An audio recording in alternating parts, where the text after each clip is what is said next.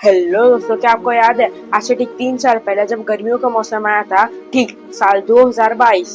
इस आर्टिकल को देखिए, इसे हॉटेस्ट समर एवर करके पुकारा गया था। उस साल इतनी भयंकर गर्मी पड़ी थी इंडिया में कि 122 साल का पुराना रिकॉर्ड भी टूट गया था। फिर आती है 2023 की गर्मियाँ। 2023 की गर्मियाँ इतनी जलती हुई गर्म थी कि साइंटिस्टों ने कहा पिछले 2000 सालों में ये हॉटेस्ट समर थी नॉर्दर्न हेमिस्फीयर में।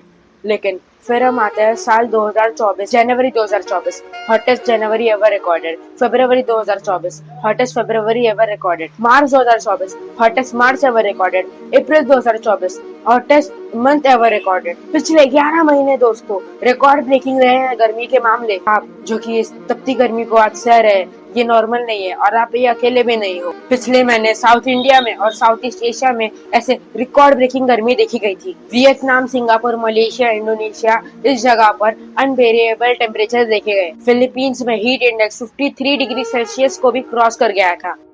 उत्तराखंड में पिछले साल फॉरेस्ट फायर देखने के पहले महीने में ओडिशा, छत्तीसगढ़, झारखंड और मध्य प्रदेश में फॉरेस्ट फायर देखने को मिली। देश भर में हीट वेव्स की वार्निंग दी जा चुकी है, यहाँ तक कि केरला में भी, जहाँ पे हीट वेव्स आना काफी अनकॉमन है। और अब नॉर्थ इंडिया में भी 46 डिग्री सेल्सियस से भी ज्यादा के टेम्परेचर देखे जा रहे हैं। एक सीधा कारण जाता है ग्लोबल वार्मिंग और क्लाइमेट चेंज को, पर क्या ये इकलौता कारण है? तो आंसर है नहीं। आइए समझते हैं इस वीडियो में एक और कारण जिसकी वजह से ये सब हो रहा है और लोकल लेवल पर क्या सोल्यूशन है इसका कर सकते हैं हम सब इस गर्मी से बचने के लिए।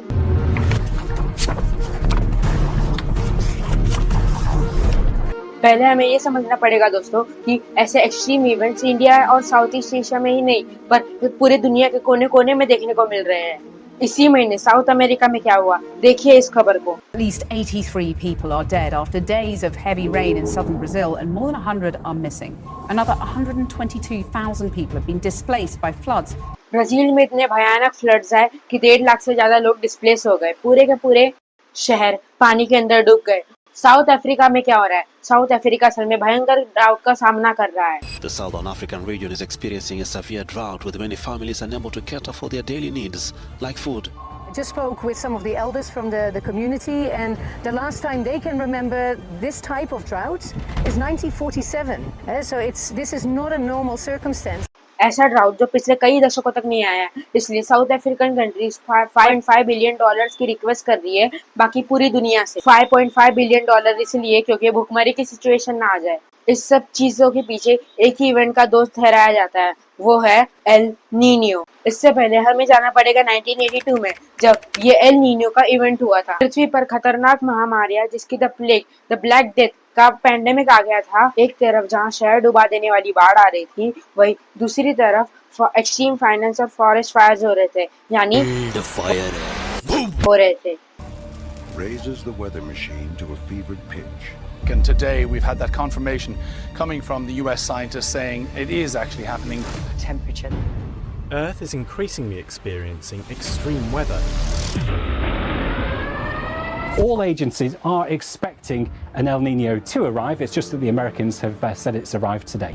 दरअसल 1982 में नॉर्थ और साउथ अमेरिका में बस लगातार बारिश हो रही थी। इस बारिश के कारण मच्छर से होती हुई बीमारी एन्सेफेलाइटिस नाम के ब्रेन डिसऑर्डर का उद्रेक हुआ। देखते ही देखते 2000 लोगों की जानें चली गई और उसके साथ ही का कॉन्टिनेंट न्यू मैक्सिको के स्टेट ब्यूबोनिक प्लेग से 14th सेंचुरी में गुजर रहा था और वही 14th सेंचुरी में आए ब्लैक डेथ का भी सामना कर रहा है। और साउथ अफ्रीका के पेरू ने अब तक के मोस्ट रिकॉर्डेड रेनफॉल का रिकॉर्ड दर्ज किया था। और ऑस्ट्रेलिया, एशिया, अफ्रीका ये सभी चीजों से जूझ रहा था, जैसे dust storm, wild Fyers, rainfall और सूखा यानी ड्राउट। आपको अंदाजा हो ही गया होगा कि उस टाइम पृथ्वी ऐसे 2 आपदाओं को झेल रही होगी और उसी दौरान पृथ्वी पर इतनी तेज हवाएं चल रही थी कि उन्होंने पृथ्वी की रोटेटिंग स्पीड को ही चेंज कर दिया था, जिसकी वजह से दिन 0.02 मिली सेकेंड तक लंबा हो गया। दरअसल 16th सेंचुरी में पेरू के एक फिशरमैन ने नोटिस किया कि पैसिफिक ओशन का पानी साइक्लिक ऑर्डर में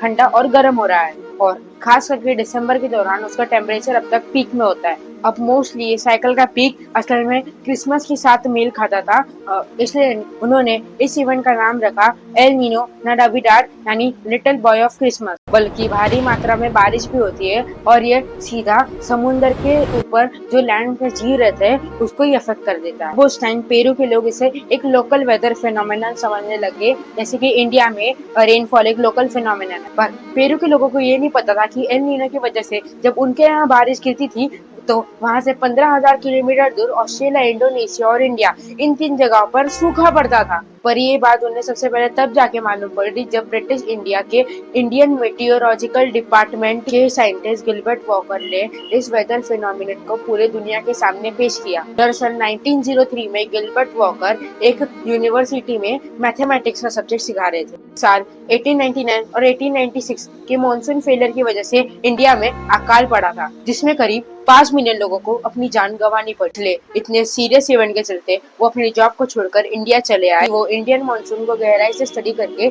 इस अकाल के पीछे का मेजर रीजन समझ पाए। फॉर्चुनेट फॉर हिम, इंडिया में स्टडी करने के एक ही साल में उन्हें IMD का डायरेक्टर जनरल बना दिया गया और वहाँ उनका मेजर काम था मॉनसून फेलियर्स को प्रेडिक्ट करना। अब अपने काम के दौरान उन्हें ये पता चला कि कुछ साल इंडिया में बारिश होती थी तो कुछ साल इंडिया में सूखा पड़ता था। काम काफी आसान था।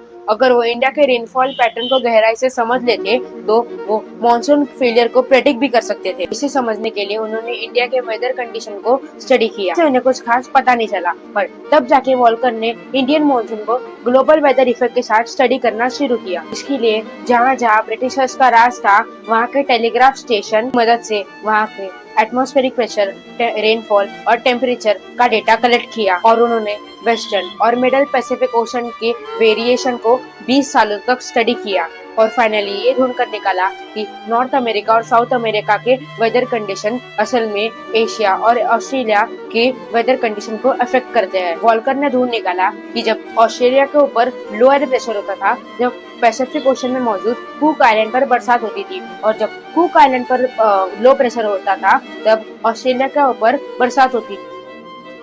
अपनी इस डिस्कवरी को उन्होंने IMD के जर्नल में 1923 में उन्होंने इस सीसॉ इफेक्ट को सदर्न ऑसिलेशन का नाम दिया। अब इंटरेस्टिंग बात यह है कि उन दिनों एल नीनो को एल नीनो सदर्न ऑसिलेशन कहा जाता था। अब इसी डिस्कवरी को करते हुए वॉल्कर ने एनसो का सदर्न ऑसिलेशन को फाइंड आउट किया था, लेकिन फिर एल नीनो को समझने के लिए साइंटिस्टों को पूरी एक जनरेशन निकल गई, क्योंकि 4 नवंबर 1988 को 90 साल की उम्र में वॉकर का देहांत हो गया। लेकिन उसी साल कोइंसिडेंटली नेशनल जियोफिजिकल ईयर की एक समिट हुई थी, जिसमें 67 कंट्रीज के साइंटिस्ट एक साथ सेस्मोलॉजी से लेकर कॉस्मोलॉजी तक एक साथ स्टडी कर रहे थे। यहाँ पे कॉस्मोलॉजी का मतलब ब्रह्मांड की स्टडी और साइज्मोलॉजी का मतलब पृथ्वी के कोर में इवेंट्स की स्टडी। ये सब समिट के बीच में मीटियोरोलॉजिस्ट जेकब जर्कनेस की नजर वॉल्कर के द्वारा खोजे गए सदर्न ऑसिलेशन पर पड़ी। उन्होंने वॉकर की तरह टेलीग्राफ के जरिए एल नीनो के स्टैटिस्टिकल डेटा को कलेक्ट किया।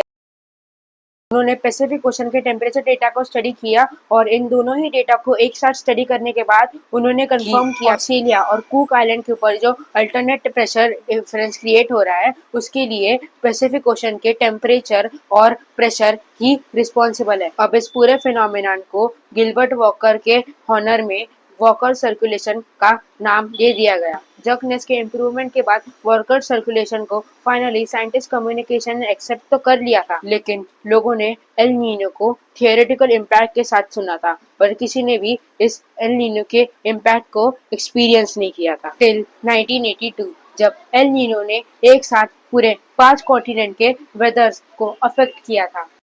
एल नीनो के इफेक्ट को देखकर उसे स्टडी करने के लिए और लोगों को बचाने के लिए कोलैबोरेशन से ट्रॉपिकल एटमॉस्फेरिक ओशन यानी TAO का प्रोजेक्ट शुरू हुआ, जिसमें पैसिफिक ओशन का टेम्परेचर जानने के लिए 70 वाटर बॉयज डाले गए और इन बॉयज के द्वारा दिए गए डेटा ने एल नीनो के अकरेंस का कारण बताया, जो थे ट्रेड विंड्स। पृथ्वी के रोटेशन की वजह से पूरे अर्थ में जो घूमने वाले विंड्स रहते हैं उन्हें प्राइमरी विंड्स कहते हैं, जो पूरे साल एक ही डायरेक्शन में फ्लो करते हैं, और जो इक्वेटर पे विंड्स फ्लो करते हैं और उनके साथ में ट्रेड शिप्स नेविगेट करती है, इसलिए इन विंड्स का नाम पड़ा ट्रेड विंड्स। तो होता यह है कि इक्वेटर पर डायरेक्ट सनलाइट पड़ने से वहां की हवा गर्म होकर ऊपर आ जाती है और फिर ऊपर जाने के बाद वो 30 डिग्री नॉर्थ और साउथ लैटिट्यूड पर ठंडी होकर वापस नीचे आ जाती है, जिसकी वजह से इक्वेटर पर एक लो प्रेशर जोन बनता है और 30 डिग्री नॉर्थ और साउथ लैटिट्यूड पर हाई प्रेशर जोन बनता है। इसलिए हवा नॉर्थ और साउथ लैटिट्यूड से इक्वेटर की तरफ बढ़ने लगती है। होता यह है कि इक्वेटर पोल के कंपैरिजन में फास्ट रोटेट करता है, तो अब होता यह है कि इन दो जगह से हवा आती है और एक साथ कोलाइड करने के बदले वो डाइवर्ट हो जाती है राइट साइड में अपने। स्पीकिंग नदर्न हेमिस्फीयर के ट्रेड विंड्स नॉर्थ से वेस्ट की तरफ बढ़ते हैं और सदर्न हेमिस्फीयर के ट्रेड विंड साउथ से वेस्ट की तरफ बढ़ते हैं। अब वैसे तो ये विंड्स पूरी पृथ्वी पर बहते हैं, बट पैसिफिक ओशन जैसे बड़े बॉडी पर आते हैं ये विंड्स ऑसिलेट करने लगती है। इस ऑसिलेशन को scientist L Niño southern oscillation कहते हैं, जिसके 3 फेजेस होते हैं, न्यूट्रल यानी नॉर्मल फेज, ला नीना यानी कोल्ड फेज और एल नीनो यानी हॉट फेज। तो न्यूट्रल फेज के चलते अमेरिकन कोस्ट पे मौजूद वार्म एयर ट्रेड विंड के सहारे एशिया और ऑस्ट्रेलिया में आती है।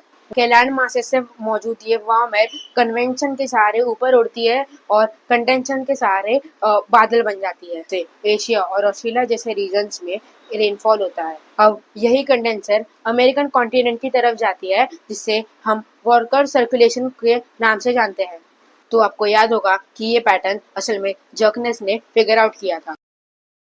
तो ये वार्म एयर अपने साथ वार्म वाटर को भी एशिया की तरफ पहुंचते ही वो वार्म वाटर गहराई में मौजूद ठंडे पानी से रिप्लेस कर देता है, जिसे हम अपवेलिंग कहते हैं। अब ये अपवेलिंग के चलते नीचे मौजूद न्यूट्रिएंट्स ऊपर आते हैं और साथ ही में फाइटोप्लॉन्ट्स को लेके आते हैं, जिससे मरीन लाइफ फलने फूलने लगती है। अब इसी ट्रेड विंड के चलते एशिया में बारिश आती है और अमेरिका में कोल्ड का मौसम शुरू होता है, लेकिन यूजुअली ये ट्रेड विंड्स काफी स्ट्रांग हो जाते हैं, जिससे ला नीनिया के जैसे कंडीशंस बनते हैं। अब अगर ट्रेड विंड में जल्दी जल्दी आती हो तो वॉकर्स सर्कुलेशन की स्ट्रेंथ भी बढ़ जाएगी, जिससे ये होगा कि एशिया में आने वाली वार्म एयर एक्सट्रीम रेनफॉल का कारण बन सकती है, जिसकी वजह से फ्लड्स भी आ सकते हैं और वही अमेरिका की तरफ जाती हुई कोल्ड एयर ड्राउट का सामना भी करा सकती है।